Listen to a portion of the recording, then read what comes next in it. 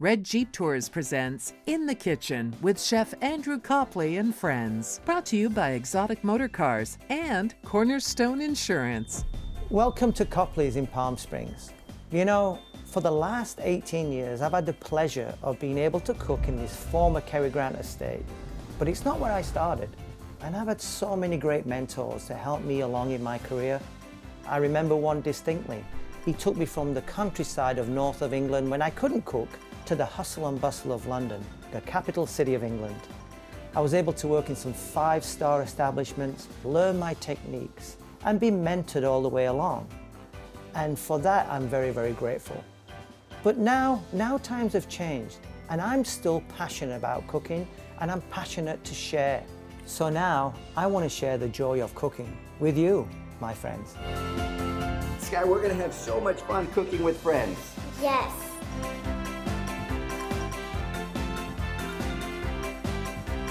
Oh, Andrew, it is so good to be your friend. Thank you so much. Thank you. All right, welcome everybody to another session of Cooking with Chef Andrew Copley. We have a special guest, our friend here, Tom Allen, and Tom has one of the best gelato stores in Palm Springs. We have Gelato Guarnici. It's a family business. My wife's grandfather started making gelato in 1929. 1929? Yeah. That's a long time for a business to run, believe me. Tom is actually going to make some desserts, but what we'll do first is we'll have a look at what I'm going to put together for you today. I thought we'd do some beef. This recipe will work with any cut of beef, and then we're going to enhance it with a little bit of apple bacon. We're going to make some potatoes, but I'm going to flavor them with some goat's cheese and some fresh herbs. So that'll be another thing we can make, which is really simple. The final part of the dish will be the vegetables, but that's what we're going to start with. So what we're going to do first is I'm going to need your help for this one. I've just got a few different vegetables. These are baby carrots. These are the little sunburst squash. And I'm using what we call beach mushrooms because mushrooms go well with beef. I've got a pot here of salted boiling water. And then here, I have a bowl of ice water.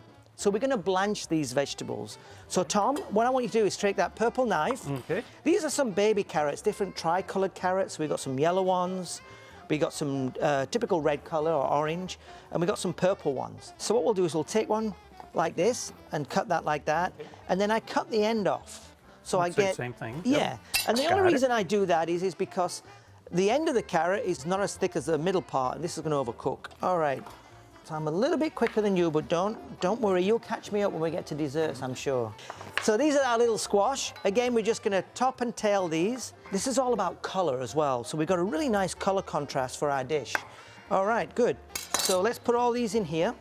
Now these only take a few minutes, so we don't need to do the squash first. We're gonna start with the carrots.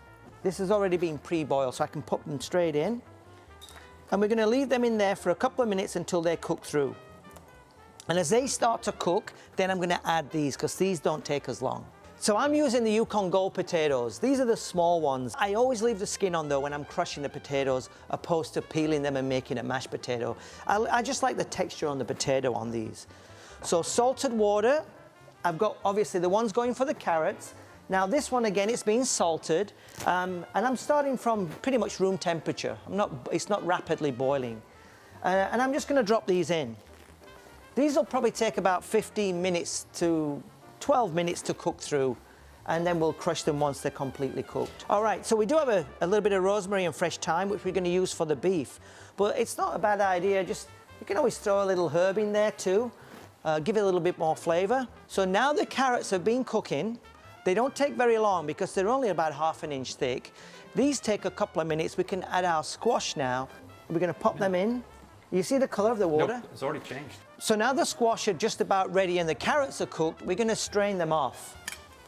So let's bring that over here, pop that down. And look at that water. I don't know if you can see how much it colored. And that's from the purple carrots, the dominated color.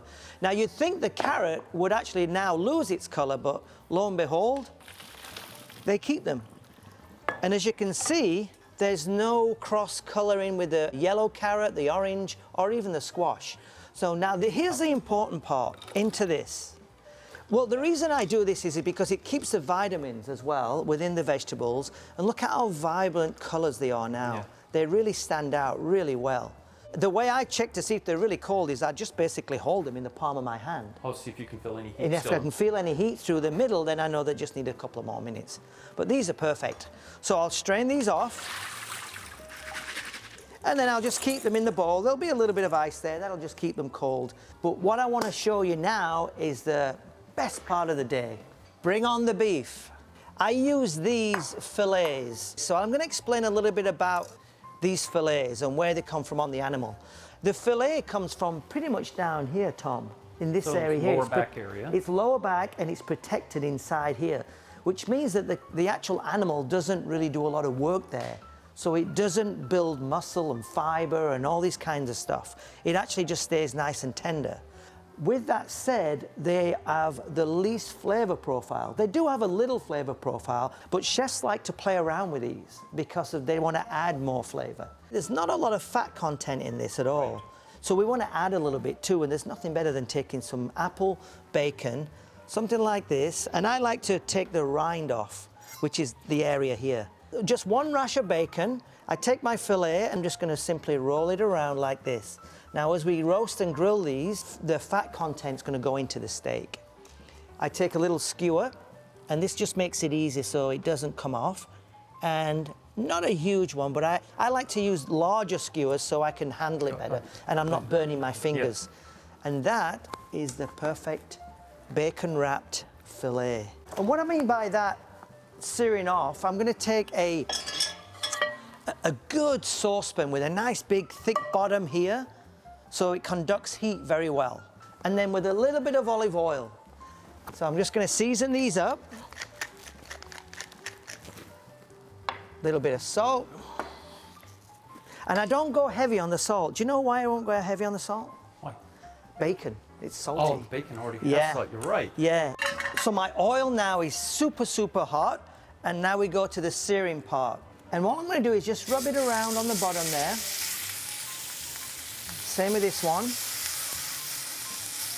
If I put the steak right in there, the oil's going to disperse, and there's a good chance it would stick. So we kind of gave it a little kind of, little like buttering bread, I guess you could say. And if you can see now, look, there's no area there it's going to stick. So I'm going to hit it with a little bit more pepper, just on top. And then the beauty about having those little skewers is you can use the skewers to help you turn over your steaks. So look at that. That's a really nice sear on that side. This side again, we'll flip that one over too. So look at that. Look how nice and brown they are. Now the reason we're searing these steaks like this over a high heat is because I want to seal all the flavor, the moisture, the juices in the steaks. I'm just going to add a little bit of sprigs of rosemary. Just give it a little flavor. And I'm not going to chop this, I'm just pretty much putting in the stalks. Just like that. And you can see now as they sizzle, they'll just give me a nice little hint of rosemary in this dish. So now what we're going to do, we're going to pop them in the oven at 375, and I'm going to give them about 7 to 9 minutes to try and get to a nice medium rare, okay? So we'll pop them in and we'll have a look at them when we get back. Looking for a safe and fun outdoor adventure? Then let Palm Springs world-famous Red Jeep Tours transport you to a desert wonderland. Choose from a variety of exciting adventures. Journey through the bones of the earth on our signature San Andreas Fall Tour at our private and exclusive Metate Ranch. Explore narrow-walled slot canyons, a natural palm oasis, and learn about local Native American culture. Red Jeep Tours, offering experiences that engage, educate, and entertain since 1988. Cornerstone Insurance Services is an independent brokerage firm that represents dozens of insurance carriers for all lines of insurance. We want to be your personal insurance agent to help navigate your best options and benefits. Hey Jan. Hi, Chef. Look, for my restaurant, I need a professional chopping knife, I need a timer, and I need a thermometer. Okay. Plus gifts. Well, we know how you love our world-famous chopper. I'm definitely gonna need 2 of those. I already have some wrapped just for you, Andrew. And we also have some beautiful Nora Fleming pieces I want to show you, okay? Yeah, let's have a look. When Coachella Valley chefs are looking for that special knife or gadget, they come to Kitchen Kitchen in Indian Wells. And there's all your gifts. Thanks, Jan. I knew you'd have everything I needed. Kitchen Kitchen for the chef in you. Welcome to Gelato Granucci, the little shop with the big flavors. where our brilliant flavor designers bring you the art of gelato. Flavors like coffee, strawberry, salted caramel, cookie shot cones, gelato bars, and gelato cannolis. And now Gelato Granucci can be featured at your special event. Our scrumptious gelato will be served to your guests from our vintage cart. See you soon at Gelato Granucci in downtown Palm Springs. Hi, I'm Henry. And I'm Steve. Together we represent Exotic Motorcars here in Palm Springs. For the last 30 years, we've been the Valley's leading supplier of pre-owned exotic, luxury and classic cars. Don't just dream it, drive it. So I'm going to put together a real simple sauce. We're going to start with a little bit of oil, not too much. All right, so what we got here is a little bit of onions, celery, and some carrots and some bay leaves. So they're going to go in. What we're trying to do is extract the flavor from here. And now I'm just going to keep them on a medium heat like this. So we're just going to let these caramelize and get as much sugar out of the vegetables as we can and extract the flavor. So about 30 seconds into it to a minute is all you really need. From there, I'm going to start layering this with a little bit of fresh ginger. So I've got some minced ginger I'm going to add. And then I've also got some garlic puree here, which I'm going to add too. So I'm going to give these a little shake around, try and extract the ginger flavor now as well. So from that, we're going to add our cup of red wine and our chicken stock.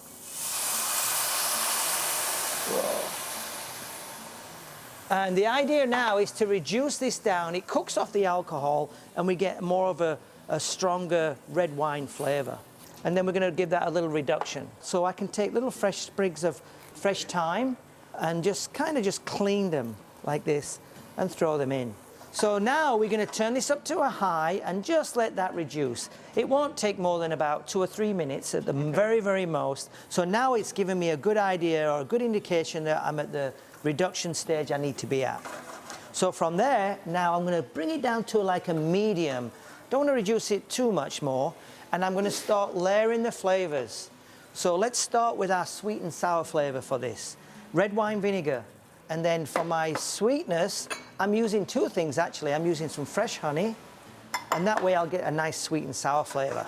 And this is a pomegranate molasses. Oh, wow. I know, I love that. I love pomegranate. So there's a few more flavors I want to add, and this one is whole grain mustard.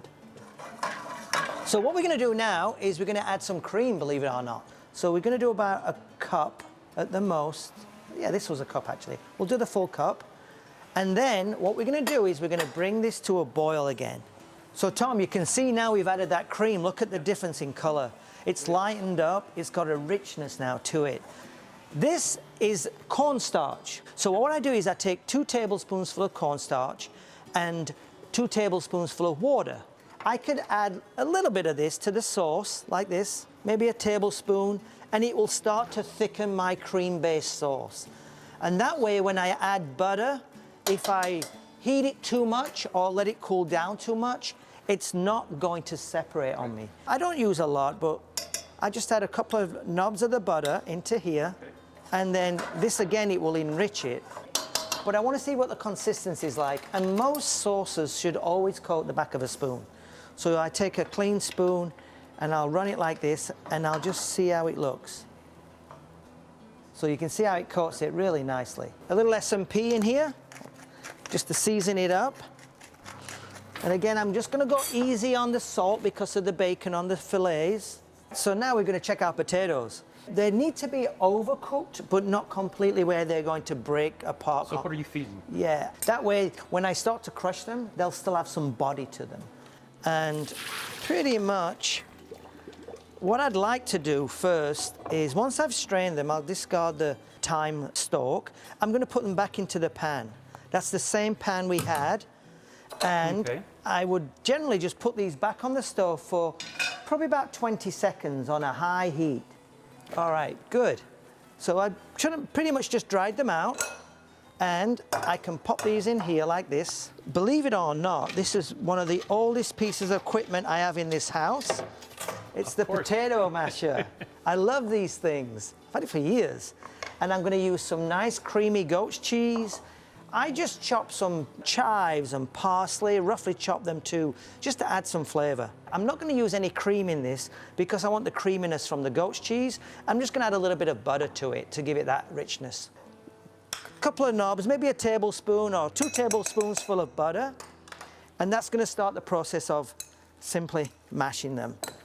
We can throw in some chopped fresh herbs, and that gives some freshness to the dish. So a little bit of goat's cheese, and this is going to add the creaminess to it.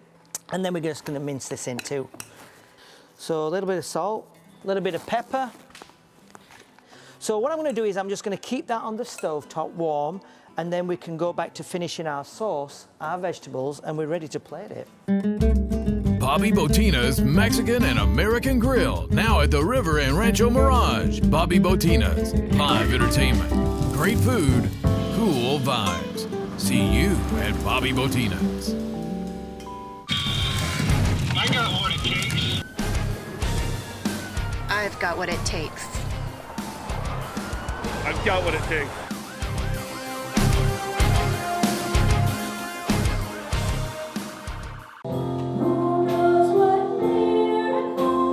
Welcome to Desert Outreach Synagogue, the voice of the valley. A place called home to anyone who needs one. A place of incredible music, community, conversation, and connection. Come join us. You already belong. Hello, I'm Carlos King. My passion is designing fabulous homes. I work closely with my clients to achieve the look and feel that matches their vision. My greatest satisfaction is the wow factor, when my clients see our finished project. Let me translate your dreams into a visual reality. Call me at 760-880-9987. So you finally made it to retirement, but now you are struggling to pay your bills and you worry that you have no options. You can stop worrying, because if you're 62 years or older and you own your own home, there's a quick and easy solution to getting the money you need to enjoy your retirement. Call Essex Mortgage now about how you can get a reverse mortgage. Essex Mortgage is an equal housing lender and is not affiliated with any state or federal agency. Loans are subject to credit approval. Loans made or arranged pursuant to a California financing law license number 603G833 NMLS 70377. Thank you to Gelato Granucci for providing closed captioning for the hearing impaired. So potatoes I've put on the back here. Obviously there's no heat on there, but it will keep them nice and warm until we're ready for plate up. We have finished our sauce now, and then I'm just going to run it through a strainer. And what that will do is obviously eliminate all the vegetables, the bay leaves and everything like that. All right, good. So now we have our sauce, so you can see the same consistency. Okay, let's pop this over here again. And it's not on the heat at all. And the final thing is our actual vegetables. Remember we did these vegetables earlier, which you were kind enough to help, and we had the mushrooms, which we didn't cook. So because these are already cooked, what we're going to do now is just saute them off. So a medium heat on the stove, and I'm just going to throw in a little bit of butter. Now I'm going to start with the mushrooms because they're actually completely raw. From there, I'm going to add a little bit of lemon juice. I like lemon juice in my mushrooms. Now these mushrooms literally take minutes to cook because they're so tiny. And I like them with a little bite to them too. And now those vegetables we cooked, you can either cut these or leave them whole. I like to leave them whole, a little bit more rustic. Finish off with the kosher salt, little pepper. Then throw in some extra freshly chopped parsley and chives. All right, so there we go. That's our dish completely done. So you ready to go? I'm ready to go. Okay, let's go. Here's what we're gonna do then. We got 2 square white plates. I like to start with giving some elevation to the protein. So what I tend to do is always go center the plate. So I'm gonna start here with my goat's cheese potatoes. Okay. And I'm gonna give it a little bit of elevation like this. So that way when I sit my beef on top, people see that beef looking at them. There you go, perfect. I like to use these squash. So here I'm going for color contrast. So I'm going to do a little purple, little yellow, little red. And I keep it basically in the center of the plate again. And that way it's giving me a little white area around here because that's where I'm going to do my sauce and garnish. Okay, and we're going to do a nice orange color here. And we'll do, let's go over here, and we need a few of the mushrooms. Yep. Now remember when we made the steaks, we put those little wooden skewers through the middle so that the bacon wouldn't come off. So here's what we're going to do now is, obviously, they're very hot. We've had time to rest, so they've been out of the oven a few minutes, and I'm just going to pull out the skewer, and you, my friend, can take the beef and pop that onto your... Pop it on top? Wherever you'd like to put that one. Let's see. I'm going to do it just like this. All right, I'm going to do mine to just off the side here, so they get it. Like that. Yeah, so it kind of gets a visual from the side. And the last thing I want to add are these pomegranate seeds. So what we could do is we could just pop a few of these around the plate like this, if you want to do yours. Okay. And for the sauce, I like to put a tiny little bit on the beef, not too much, just on the side, and like that. Okay. And Tom, there we have pretty much a roasted beef fillet in apple bacon. We made some goat's cheese potatoes, which were crushed Yukon Golds.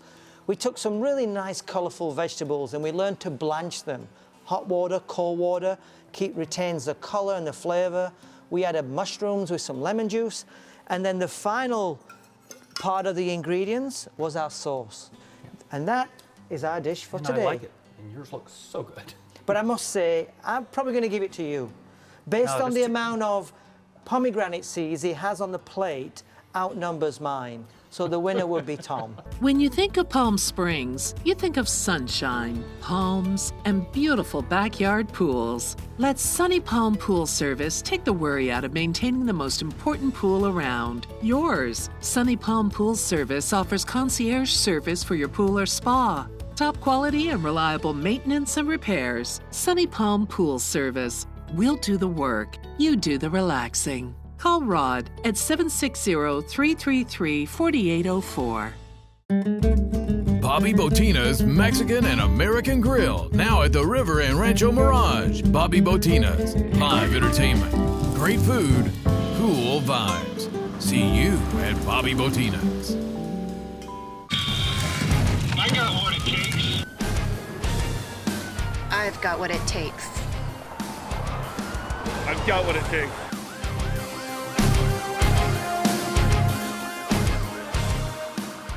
Hi, I'm Henry. And I'm Steve. Together we represent Exotic Motorcars here in Palm Springs.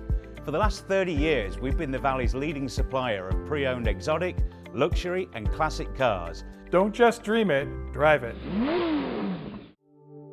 Cornerstone Insurance Services is an independent brokerage firm that represents dozens of insurance carriers for all lines of insurance. We want to be your personal insurance agent to help navigate your best options and benefits. Looking for a safe and fun outdoor adventure? Then let Palm Springs world-famous Red Jeep Tours transport you to a desert wonderland. Choose from a variety of exciting adventures. Journey through the bones of the earth on our signature San Andreas Fall Tour at our private and exclusive Metate Ranch. Explore narrow-walled slot canyons, a natural palm oasis, and learn about local Native American culture. Red Jeep Tours, offering experiences that engage, educate, and entertain since 1988. Okay, so my job's done. And now you did well. And now it's your job. So Tom's going to walk us through some fabulous desserts, and I am just going to be the assistant. So let's go. Okay. What do you want to do? So, we're going to make a couple of gelato desserts. First, we're going to do a trenzzini, this Italian tea cakes, Italian finger cakes. We'll start with some sponge cake. I've got some dark chocolate gelato since I know Andrew loves chocolate. So I'm just going to spread this around. We're not worrying about it make it perfectly even now because there's a couple of little tricks we can play with later. Oh, okay. And so I'm just going to get some gelato on these. We're going to put the sponge cakes back on top, just line them up evenly. Oh yeah. Okay. Looks like a chocolate sandwich. My favorite. What it is chocolate sandwich. Chocolate sandwiches are good. You can dip the sides of these in just a little bit of chocolate so that you get a little different presentation. Yeah. And so I'll just even them up a little bit. We're going to throw them on the plate so that we can get them frozen. This one I'm going to leave because the next trick is once they're frozen, we can just trim the edges a little bit. These I made earlier. I just dipped the edges in chocolate just for a visual effect. When you get ready to serve, you're just going to cut on a diagonal, and then you have little finger sandwiches. They're perfect. Okay, so what's next? Now we're going to do cannoli. Cannolis. Cannoli. But these are gelato cannolis. One of the things we do is we might just potentially chocolate dip the cannoli shells and then just leave them plain like that. And so I've got some chocolate here that I melted in the microwave, basically 15 seconds at a time, 30 seconds at a time. Now, I'm going to cut a small opening, and small because we need to get it inside the cannoli shell. Yeah. So what I'm going to do is then I'm going to sit there and I'm going to squeeze. So we're going to just fill the cannolis as we go. These look good. So these go back into the freezer. How long do you freeze them for, Tom? This I will probably do 10 minutes. Again, Andrew, I made these earlier. Yeah. Just so we had them there. We didn't have to wait for them to harden. As you can see, the chocolate dip shells that started looking like this, I filled, and you just fill them up so they look nice. But you get that nice dark chocolate flavor with the coffee, which works good. After you've actually gotten them to harden up a little bit, you just dip them in a little container. Little chocolate beads. Little chocolate beads or the hazelnuts. You just dip a little bit in and they'll stick nicely, and then you freeze them up hard and you're done. These are now finished cannoli. Wow, look at these. Now it's time to eat. Absolutely. So what we should do is let's grab a knife. We'll grab your knife. I really want to try, well, I want to try the chocolate one. I want to try this one, to be quite honest with you. And I'm sure you've tasted these a million times, but look at that. It literally is like a beautiful chocolate sandwich. Myself a piece. Mmm. This is excellent. Oh yeah. The sponge cake makes it really, really light, and also with all that aeration of the gelato, it's not a heavy dessert at all, but it's rich in chocolate. Well, this is my dark chocolate, and it's a really beautiful dark chocolate. Though, surprisingly, gelato has less air in it than ice cream does. Is that right? That's right. Okay, I'm gonna go, well, they're all chocolate, these are all coffee flavored. They're all coffee flavored. I want to try these little chocolate beads. And I'm gonna do one of the ones that are just plain dipped. These are my favorite. Oh yeah. These would make a really good after dinner treat for somebody who probably doesn't, in a restaurant I mean, who doesn't want a heavy dessert, just this would be perfect. Yeah. Well, Tom, thank you very much. These are delicious. Thank you for coming and showing us how you make all this. I know, being in this industry, it takes a lot of work to make a real professional gelato, especially the old Italian way.